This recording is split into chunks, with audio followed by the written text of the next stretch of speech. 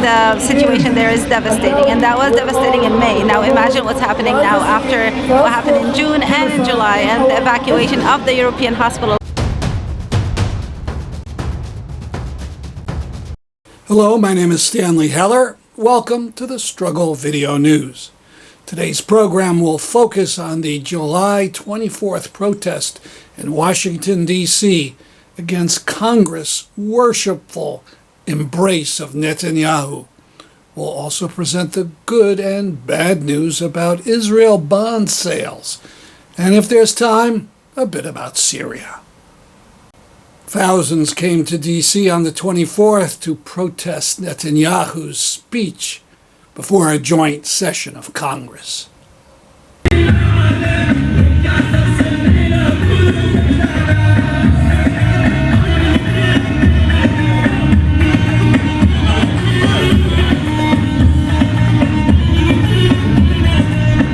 We say free Palestine, end all aid to Israel, end the occupation now, free the political prisoners, and most important, we're letting him know, Benjamin Netanyahu, you are a war criminal, you are wanted, and if they won't arrest you, we're here to conduct a citizen's arrest on you for the crimes you have perpetrated.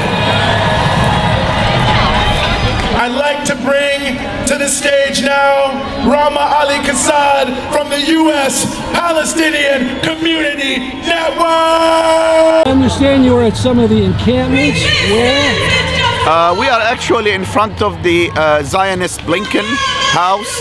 We've been there for 6 months, and also in the same time in front of the Zionist embassy, and we've been there for 5 months so far, 24/7. So, for those who don't know who Blinken is. Blinken is the Secretary of State of the United States, which is, I'm ashamed to say that he represents the United States. His actions says not.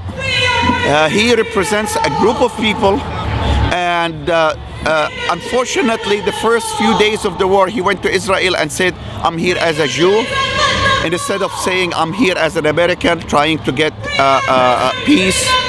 I've been talking to people in Palestine, and they said that they used to worry every time Blinken visits Palestine, because every time he visits, it escalates, as if he gives the green light to Israel to do more massacres. So this Zionist Blinken, Anthony Blinken, is a war criminal. He and Netanyahu are the same. And what do these demonstrations in front of his house look like? Well, we have an encampment there. We have people 24/7. We try, every time he goes to work, we try to remind him about the massacres, the number of people that are being killed, about his role in this massacre. So when he comes back to home, we also try to do the same thing. We have a board of the number of people killed, and we update it on daily basis. We hope that he sees it, but even though a devil like Blinken, I do not know if the number of people, if it increases or decreases, is gonna matter to him. He is just like a genocider. Has he ever talked to you? Never. And what about at the Israeli embassy? The Zionist embassy? Well, the Israeli embassy is the same. Now, most of the people of or the employees of the embassy, they are actively involved in the genocide. They're trying to either talk to the media, justify it. The ambassador is there always trying to talk to the media and justifies the killing of the Palestinian people.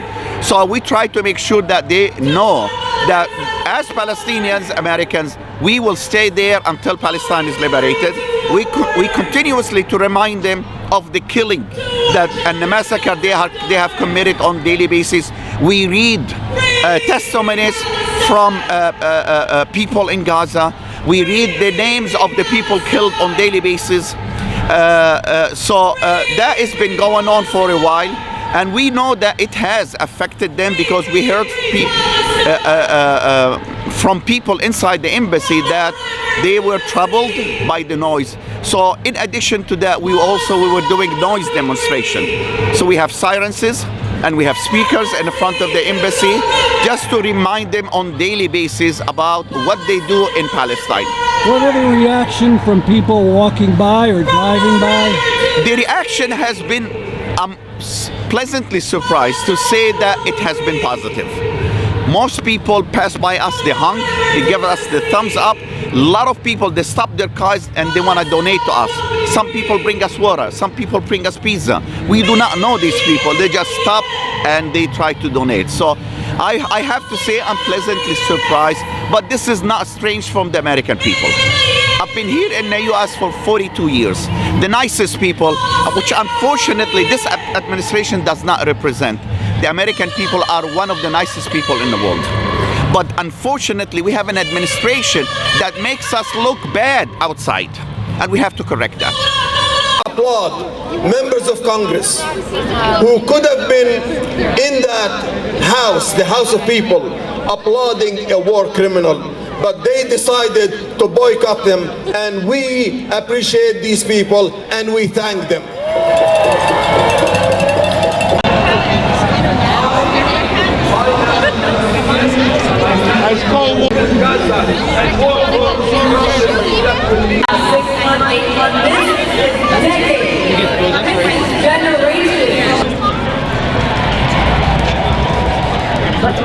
So I was in Gaza in May. I was one of the group that got stuck after the invasion of the Rafah crossing.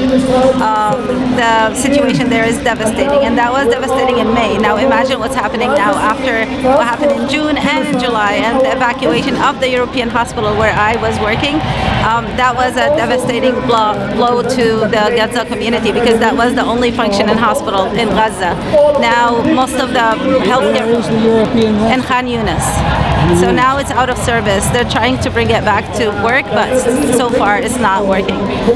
All the other hospitals in the southern part of Gaza are partially functioning, and they're not able to cope with any of the influx of casualties or the sick people who are coming left and right with hepatitis A, high blood pressure, strokes, seizures, all kind of conditions. And now just this morning I learned that there is also an outbreak of polio, and they believe that the water is contaminated with polio virus, and that's going to be a huge emphasize that polio, the Israelis are inoculating their own soldiers, but right.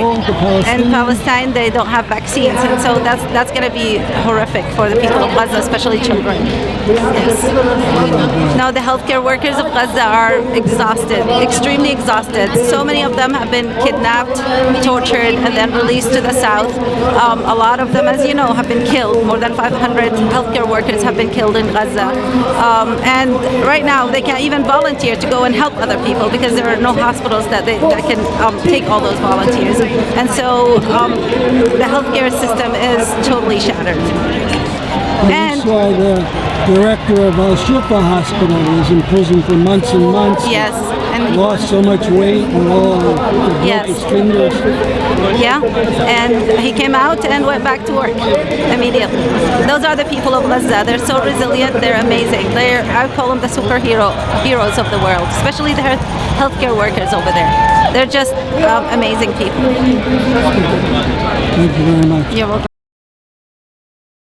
I'm the co-founder of Doctors Against Genocide, and it is a medical organization that is dedicated to uplifting the medical community voices in opposition to war crimes, crimes against humanity, and genocide. And we are here because of what is happening in Gaza, and because our politicians invited Netanyahu, who has presided over this ongoing genocide that has reached unprecedented levels. Like Dr. Hinti said, we are dealing with a complete destruction of the healthcare system. We are dealing with unprecedented incarcerations and killing of healthcare workers and journalists like yourself, who are not being allowed to live to tell the story of the genocide. We, as a medical community, we are opposed to every and any genocide, wherever it happens, no matter who it's happening to. And as a result, we are opposed to any politicians who supports a genocide financially, political cover, by inviting a war criminal like Netanyahu, or by not trying everything they can to end genocide for any community. Genocide is not a trivial thing. It is the crime of all crimes. And as humans, we cannot afford to be silent against genocide, and that's why I'm here. Do you think you're making progress with any of the people in power? Do I think that I'm making progress? I think that we are trying everything we can, and we are still trying, and we will keep trying, and we will not be stopped until we can say with confidence that the genocide ended. And after that comes the bigger task, which is supporting the communities who have been afflicted by genocide. Our work is not done, and we do not measure it by the politicians. We measure it by ending genocide. So I see you have a Harvard cap on. What is your connection? I'm an alum. I graduated in 2017. So there was a heck of a lot mentioned in the media about Harvard this year.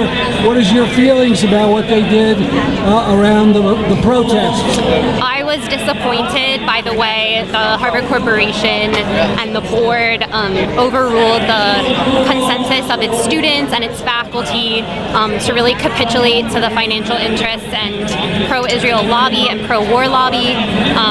I thought the way the protesters were demonized in the media and the issue of anti-Semitism was sensationalized and mischaracterized, I thought was just really disappointing across the board. I would have hoped that Harvard would do better. And I was encouraged that a lot of alums that I know, a lot of my friends and other people agree with me and let Harvard know that a lot of people are pretty upset about that.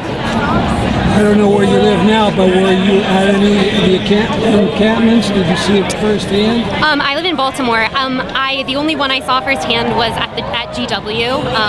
I visited one day. It was really lovely. It was like a really positive, family-oriented atmosphere. There were arts and crafts. There were people of all ages. It was incredibly peaceful. So a lot of the narrative about these are violent, anti-Semitic agitators is just not true. It's just people who want to stand up for the right thing and the slaughter of civilians in Gaza. So, thank you very much. Thank you. Zed, why'd you come down today to D.C.? Well, you know, this is a humanitarian issue.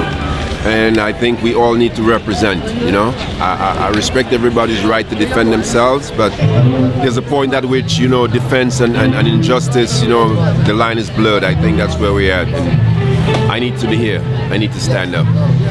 Great. Have you come to other demonstrations, maybe in New York? Yeah, we did a couple in New York, and I was here for the last big one in D.C. I think last summer we had a really big one out here by on the other side of town.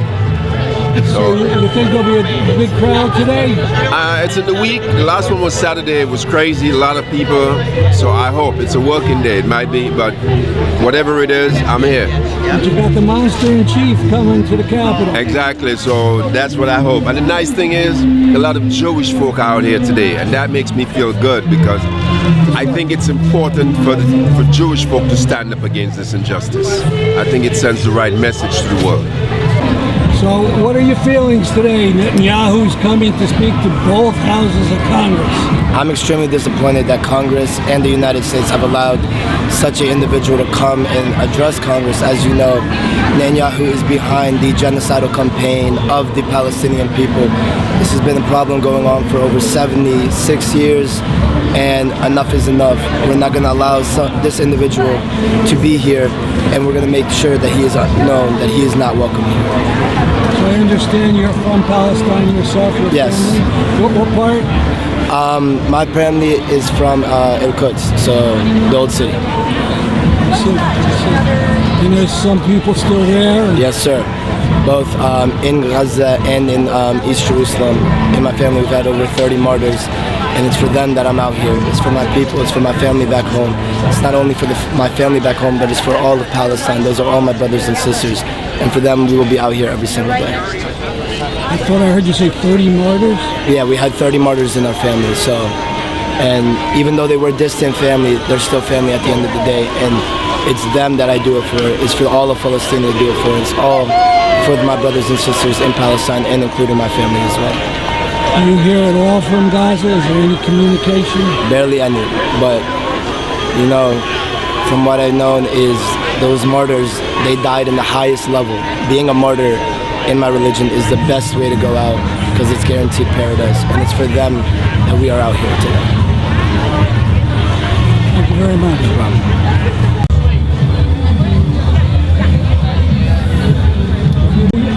You've got a great sign here. How long did it take to make that sign? How long did it take? Several hours. I definitely had to, in the course of a week's, yeah. So probably 18 hours, I feel like, yeah.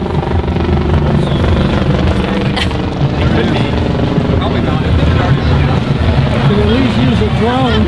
Honestly. So when did you get involved with this issue? Is it recent? Since day one. Yeah, I pride myself on, like since day one, where I was always like, we're pro-Palestine, not Hamas. Just like going around telling all of my friends and everyone, because I knew nothing about the situation, but I knew, like, acts of terrorism don't come out of nowhere. They always come from a place of suppression and oppression, and always come from a place of people feeling like there is nothing else left. And with that knowledge, I knew exactly where I would be standing. So yeah, since day one, October 7th. Have you gone to other protests? I have gone to many other protests, yes. The last one was actually at the White House in June, protesting with Biden. That was the last one I went to, but I've went to many before. Now we have the monster-in-chief, Netanyahu, speaking to Congress. Yeah. What do you think of the politicians inviting him? The politicians inviting him, I don't, let's say, how to put this nicely. You don't have to put it nicely. They are freaks. They are hogs. The fact that they're inviting him in the first place is disgusting.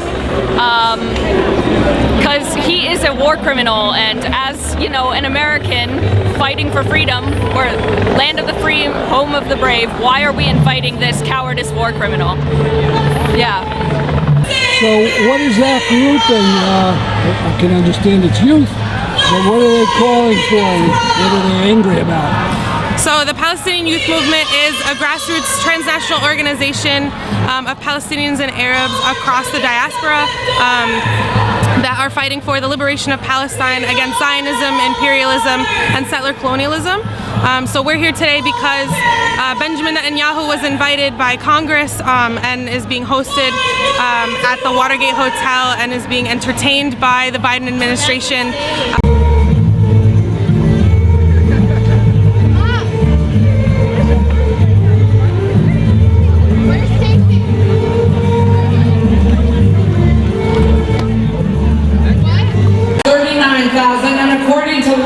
Will reach as much as 186,000 deaths, 90,000 injured. Now, still photos of the protests. The first few are ours. Most were kindly shared by a DC activist, Sydney Z. We'll post the activist's Instagram feed on and after her photos.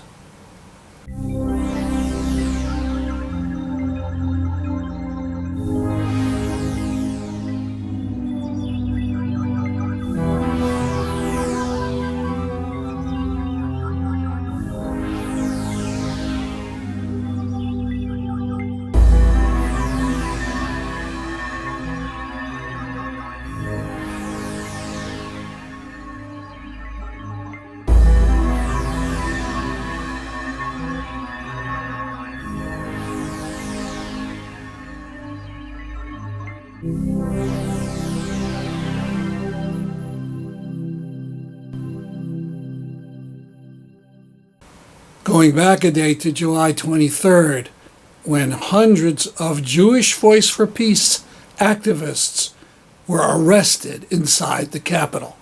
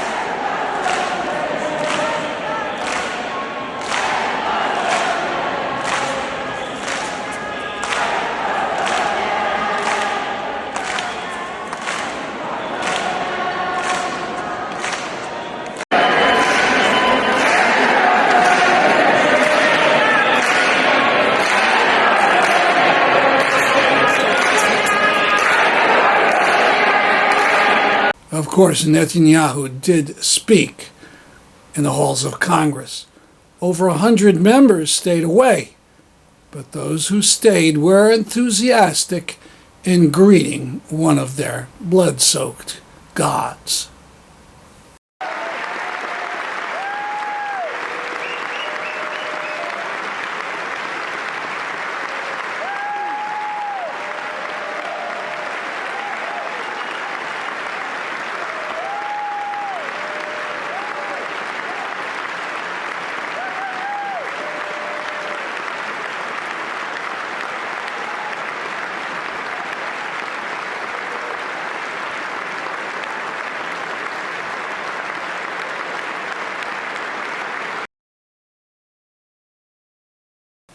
We've been talking about the need to dump Israel bonds for nearly 20 years.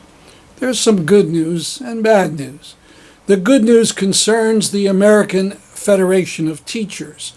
That national union had $150,000 invested in a bond. But when it matured in 2023, the union didn't reinvest. Wish they had come out publicly and said they would no longer support an apartheid state, but still it's a plus. Israel bonds are increasingly coming with a stink. On the other hand, the International Consortium of Investigative Reporters has examined thousands of pages of emails between state and local governments and the company that sells Israel bonds, and has discovered that since October, these units have bought $1.7 billion worth of Israel bonds. The article on the site of the consortium states, the documents show how some officials who buy these bonds have gained access to an often glitzy world of gala dinners, cocktail celebrations, and private meetings with top Israeli leaders and senior military officials, and how these dealings with Israel bonds sometimes blur the lines between private life and official business. In other words, there's suspicion of financial corruption. Of course, the bigger corruption is the state treasurers investing money in a vicious apartheid state. And do remember that most of the money concerned is money earned by teachers and state employees being squirreled away for their pensions. Coming up next week. So, Rabbi, what's going to happen next week about this Kufi meeting, and what is Kufi? Thank you. My name is Rabbi Dr. Paul Zeitz. I'm part of Rabbis for Ceasefire. Next week in the Washington area, Christians United for Israel, organization of Christian Zionists, is gathering at National Harbor just south of here, and they'll be lobbying Congress next week. They are larger, they have larger number of Zionists than AIPAC even, and they have a huge amount of political influence. They represent white Christian nationalism, and they are pro-Israel in order to see the days of reckoning occur. And actually they're anti-Semitic at heart, but they're using the Jewish interests in the state of Israel to hijack them for their own agendas. So next week, an interfaith movement of Christians, Jews, Muslims, and other interfaith leaders are coming to Washington to interrupt the Christians United for Israel to prevent them from having an effect on our government's policy. We will no longer stand by while these political forces that want to oppress and use genocide to hurt other people. We must stop that, and so I'm honored to join those groups that are doing that. Also in Danbury on Wednesday the 31st at 6 p.m., a slideshow about the updated version of my book, Zionist Betrayal of Jews. About 80 pictures and photos will help show how the Zionists always put their Jewish superiority project ahead of the needs of living and breathing Jews. finally, from Suwayda, Syria, ongoing protests in this Druze area against the bloody Assad dictatorship.